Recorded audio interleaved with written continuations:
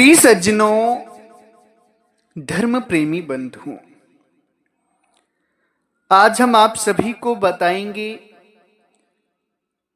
कि परमात्मा सदगुरु कबीर साहब का असली ग्रंथ कौन सा है।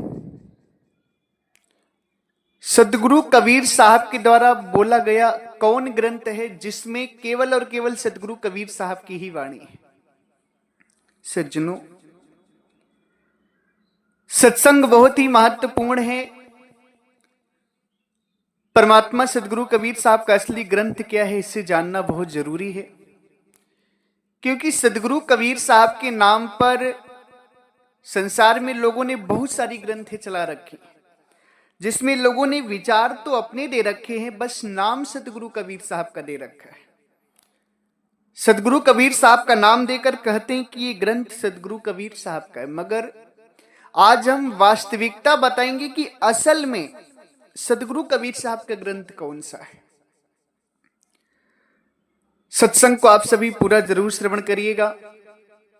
साथ ही साथ हमारे ये जो परमात्मा के दिव्य ज्ञान का चैनल है, इस चैनल को आप सभी सब्सक्राइब भी जरूर करें। चैनल सब्सक्राइब करने के लिए हम इसलिए कहते हैं कि जब आप हमारा चैनल सब्सक्राइब कर लेंगे तो YouTube का नियम है कि हमारा जो सत्संग है, यानी परमात्मा का जो दिव्य ज्ञान का सत्संग है, वो YouTube आप पर भेजने लगेगा। आपके मोबाइल में वो सत्संग जाने लगेंगे परमात्मा के ज्ञान के। इसलिए आप सभी लोग चैनल को जरूर सब्सक्राइब करें। इसी संदर्भ में 17 मार्च को होने वाले गुरु दर्शन ज्ञान दीक्षा सत्संग समारोह में सदगुरु के भक्त श्री अनित पांडे जी, जो चेन्नई की धरती से हैं, इनके द्वारा सदगुरु की सेवा में अति सुंदर दान आया है। खूब खूब आशीर्वाद। सज्जनों, कहने को तो लोग संसार में बहुत सारी बातें कहते हैं कि सदगुरु कबीर साहब की ग्रंथ ये है, वो है, फलानी है, ढिकानी है, मगर वास्तविक ग्रंथ कौन सी है? सदगुरु कबीर साहब की 3 ग्रंथ वास्तविक हैं: बीजक ग्रंथ, साखी ग्रंथ और भजनावली।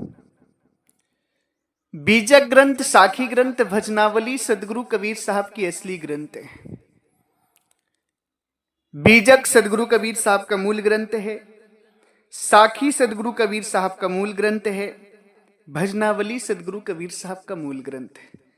इन ग्रंथों में केवल और केवल आपको परमात्मा सदगुरु कबीर साहब की ही वाणी मिलेगी, किसी और लोगों की नहीं।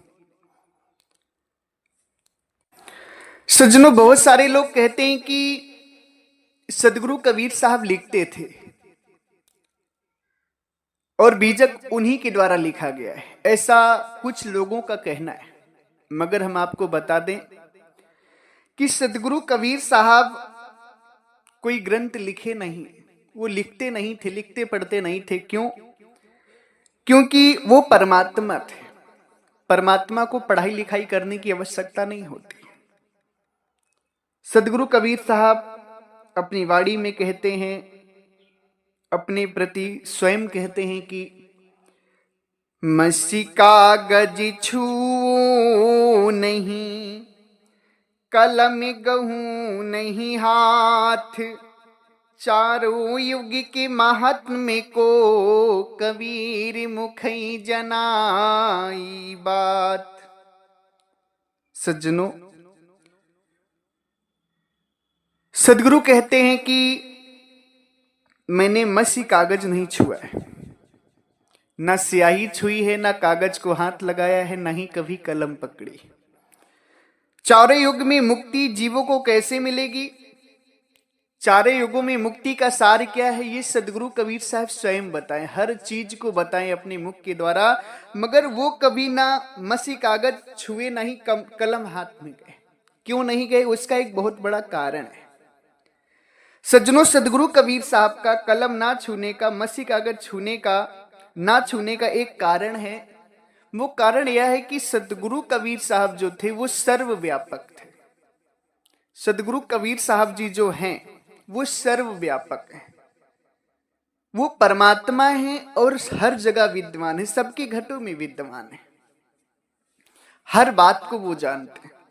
उन्हें किसी चीज को जानने के लिए पढ़ाई लिखाई करने की आवश्यकता नहीं होती। पढ़ाई लिखाई करने की आवश्यकता अज्ञानी जीव को होती है। पढ़ाई लिखाई करने की आवश्यकता जीव आत्मा को होती, परमात्मा को नहीं। परमात्मा सर्वज्ञानी। और इसी कारण से सदगुरु कबीर साहब पढ़ाई लिखाई नहीं की, क्योंकि वो परमात्मा है। वो ब्राह्मण के घट में है, इसलिए वेद की बात को जानते हैं। मुसलमानों के घट में है, इसलिए कुरान की बात को जानते हैं। ईसाइयों के घट में, इसलिए बाइबिल की बात में जाते, बाइबिल की बात को जानते। यानी कि इस संसार में सभी जीवों के घट में परमात्मा है, इसीलिए उन्हें सर्वव्यापक कहा जाता है। सबके घटों में है, इसीलिए वो सबकी बात जानते हैं। साहेब वेद की भी बात को बताए कि वेद में कौन सा ज्ञान है, कुरान में कौन सा ज्ञान है। कुरान पढ़े नहीं साहेब, वेद शास्त्र पढ़े नहीं, मगर उसका पूरा सार निकाल के रख दिए कि वेदों के ज्ञान से मुक्ति होगी कि नहीं। सदगुरु कबीर साहब पूरी बात को बताए। कैसे बताए कि वो जो ब्राह्मण वेद पढ़ते हैं उनके घटों में भी परमात्मा है, इसलिए वो हर बात जानते हैं कि वेद में क्या लिखा है। जो मुसलमान कुरान पढ़ते हैं उनके घटों में भी परमात्मा सदगुरु कबीर साहब है, इसलिए वो जानते हैं कि कुरान में क्या है। यानी परमात्मा का जो पढ़ाई लिखाई ना करने का कारण था वो यह था कि वो सर्वव्यापक है। उन्हें पढ़ाई लिखाई करने की आवश्यकता नहीं, क्योंकि वो सर्वज्ञानी है परमात्मा, इसलिए वो कोई ग्रंथ लिखे नहीं है।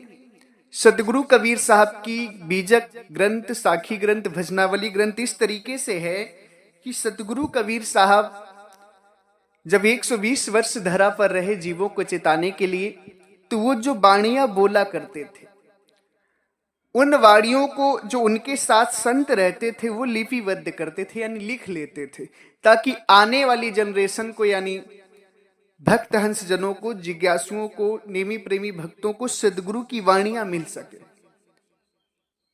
तो उस समय जो संत रहते थे परमात्मा के साथ, उन संतों ने बीजक लिखी, साखी ग्रंथ लिखी, भजनावली लिखी। इसीलिए बीजक का कोई लेखक नहीं हुए। लेखक क्यों नहीं? क्योंकि वाणी तो पूरी सदगुरु कबीर साहब की है, ज्ञान तो पूरा परमात्मा का है, बस उसमें लेखक जो है वो संत लोगों ने लिख दिया है। संत लोगों ने एक समाज सेवा के लिए इतना बड़ा कार्य किया है कि सतगुरु जो वाणी बोला करते थे जीवों को समझाने के लिए, वो वाणियां जो है संत लोग लिपिबद्ध कर देते थे। इसलिए बीजक जो है सदगुरु कबीर साहब की वाणी से ही है, उसमें पूरा ज्ञान परमात्मा सदगुरु कबीर साहब का। बीजक का कोई लेखक नहीं है। लेखक इसलिए नहीं है क्योंकि बीजक जो है ज्ञान परमात्मा सदगुरु कबीर साहब का, सदगुरु कबीर साहब के द्वारा बोला गया है। साखी ग्रंथ जो है सदगुरु कबीर साहब के द्वारा बोला गया है। भजनावली जो है वो सदगुरु कबीर साहब के द्वारा बोली गई है। सदगुरु कबीर साहब का इस धरती पे 3 मुख्य ग्रंथ माना जाता है, जो कि बीजक है, साखी ग्रंथ है और भजनावली है। इसमें आपको टोटल सदगुरु कबीर साहब का ज्ञान मिलेगा। हालांकि आज समाज में कुछ लोगों ने बीजक में बदलाव कर दिए हैं, साखी ग्रंथ में बदलाव कर दिए, भजनावली में बदलाव कर दिए, यानी अपनी बुद्धि घुसेड़ दी है, जिसके कारण उनके यहां से छपा हुआ बीजक अशुद्ध हो गया है।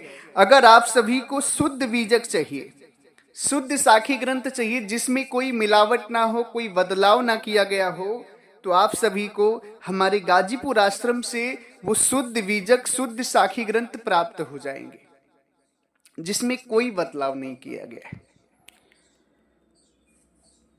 जो एकदम से शुद्ध हैं। यानी जो सदगुरु कबीर साहब बोल कर गए थे सेम वही वाणी, 1% ना इधर बदलाव ना उधर बदलाव। वो शुद्ध बीजक और शुद्ध साखी ग्रंथ आप सभी को हमारे आश्रम से प्राप्त हो सकते हैं। आप जिन भी भक्त हंस जनों को चाहिए वो हमारे स्क्रीन पर दिए हुए नंबर पे हमसे संपर्क कर सकते हैं। आपको बीजक ग्रंथ और साखी ग्रंथ हम कुरियर के द्वारा, पोस्ट ऑफिस के द्वारा पहुंचा देंगे। बीजक और साखी ग्रंथ को समझने के लिए भी हमारे आश्रम से 3 ग्रंथ लिखी गई हैं। उन तीनों ग्रंथों को जब आप पढ़ेंगे तो बीजक भी आपको समझ में आएगा और साखी ग्रंथ भी समझ में आएगा। 5 ग्रंथ आप हमारे आश्रम से प्राप्त कर सकते हैं, जो शुद्ध ग्रंथ होंगे, उनमें मिलावट नहीं होगा। तो सज्जनों, आप लोग जो भी इस तरह की शंका डालते हैं समाज में, या आप लोग भ्रमित हैं कि सदगुरु कबीर साहब लिखते थे, पढ़ते थे, या कुछ लोग कहते हैं कि सदगुरु कबीर साहब ये बात लिखे। वो लिखे नहीं है, कुछ भी नहीं लिखे, वो सिर्फ बोलते थे। लिखने का काम जो उनके साथ संत थे, उन संतों ने किया है। सदगुरु कबीर साहब परमात्मा है। वो स्वयं कहते हैं, मसी कागज छुओ नहीं, कलम गहूं नहीं हाथ। सदगुरु कहते हैं, मैंने पूरे जीवन मसी कागज यानी स्याही और कागज कलम को हाथ तक नहीं लगाया। सारी बात हमने अपनी मुख से बोली है। सदगुरु कहते हैं, इस संसार में हमने इतनी वाणी बोली है, इतनी वाणी बोली कि आप विचार नहीं कर सकते, गिन नहीं सकते। जेते पत्र बनस्पति और गंगा की रैन, पंडित विचारा क्या करे, कबीर मुखई जनाई बैन।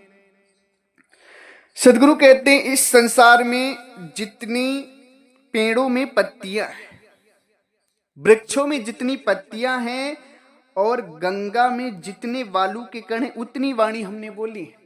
पंडित विचार भी नहीं कर सकता कितनी वाणी साहिब अपने मुख से बोले। वो लिखे पढ़े लिखे नहीं है कि वो लिखे हो, वो वाणियों को लिखे हैं। वो लेखक नहीं है सदगुरु कबीर साहब। सदगुरु कबीर साहब परमात्मा है। इस जीवों को चिताने के लिए वो वाणियां बोलते थे। आप लोग जो कहते हैं कि सदगुरु कबीर साहब लिखे हैं, तो ये आप बहुत गलत करते हैं। इस तरह का कहना पाप होता है, क्योंकि परमात्मा सर्वज्ञानी है। पढ़ने लिखने की आवश्यकता जीव को होती। जो अज्ञानी होते हैं वो स्कूल जाते हैं, वो गुरुकुल जाते हैं। ज्ञानी जो हैं, जो परमात्मा, उन्हें पढ़ने लिखने की आवश्यकता नहीं होती। वो तो हर बात को स्वयं जानते हैं। और सदगुरु कबीर साहब असली परमात्मा हैं। वो सर्वव्यापक हैं, इसलिए उन्हें उनको पढ़ने लिखने की आवश्यकता नहीं पड़ी। वो सर्वव्यापक हैं, सबकी बात को जानते हैं परमात्मा। इसलिए आप सभी लोगों से निवेदन है कि आप लोग परमात्मा का जो ज्ञान है उसे समझें। और सदगुरु कबीर साहब को जो आप लोग कहते हैं कि वो लिखते थे या उन्होंने ये बात लिखी है, तो ये कहना पाप है। अगर आप कबीरपंथी हैं या विचारक हैं, थोड़े से भी विवेकी हैं, तो कभी भी इस बात को मत कहिएगा कि सदगुरु कबीर साहब लिखते थे। नहीं, सदगुरु कबीर साहब जी जो थे वो परमात्मा है। वो वाणी बोल कर गए हैं, और उन वाणियों को संतों ने लिपिबद्ध किया है। संतों ने लिखा है उन वाणियों को। और वो जो लिखी हुई मूल ग्रंथ हैं, वो बीजक है, साखी ग्रंथ है, भजनावली, जो कि आपको हमारे आश्रम से शुद्ध प्राप्त हो सकती है। वैसे बीजक तो आपको ज्यादातर आश्रमों में मिल जाएगा, साखी ग्रंथ आपको ज्यादातर आश्रमों में मिल जाएगा। मगर आजकल क्या है कि लोगों ने साखी ग्रंथ बीजक में बहुत सारे बदलाव कर दिए। मगर हमारे आश्रम पे शुद्ध बीजक है, शुद्ध साखी ग्रंथ है, जो आप सभी को सस्ते दामों में पोस्ट ऑफिस के द्वारा या कोरियर के द्वारा प्राप्त हो जाएगा। जिन भी भक्त हंस जनों को सदगुरु का असली बीजक, असली साखी ग्रंथ चाहिए, वो हमारे नंबर पे हमसे संपर्क कर सकते हैं। आप सभी को वो ग्रंथ कोरियर के द्वारा प्राप्त हो जाएगा। इसी के साथ हम अपनी वाणी को विराम देते हैं। एक बार प्रेम से बोलिए, सर्वव्यापक सर्वपूजनी परम पिता परमात्मा सदगुरु बंदी छोर कबीर साहिब को साहेब बंदगी साहेब।